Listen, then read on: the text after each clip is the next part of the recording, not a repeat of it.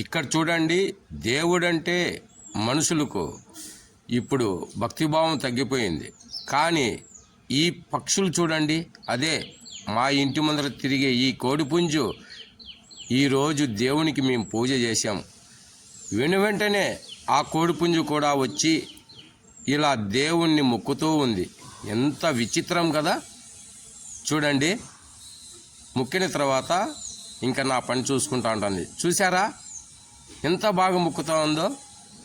మనుషులు కూడా అటు ఇటు కదిలి మొక్కుతారేమో దేవుణ్ణి, కానీ ఈ కోడి మాత్రము మహాభక్తితో నిరీక్షిస్తూ దేవుణ్ణి మొక్కుతుంది. ఎంత బాగా మొక్కుతుంది కదా, ఎంత గొప్ప విశేషం. అందుకే ఈ విషయాన్ని 10 మందితో పంచుకోవాలని వీడియో రూపంలో ఈ చిత్రాన్ని తీసి మీ అందరి ముందు ఉంచుతున్నాను. అందరూ కూడా ఈ చిత్రం చూసిన వెంటనే ఒక లైక్ చేయండి. మీరు అనుకున్నది కోరుకున్నది నెరవేరగలుగుతుంది. దయచేసి లైక్ చేసిన వెంటనే షేర్ చేయండి.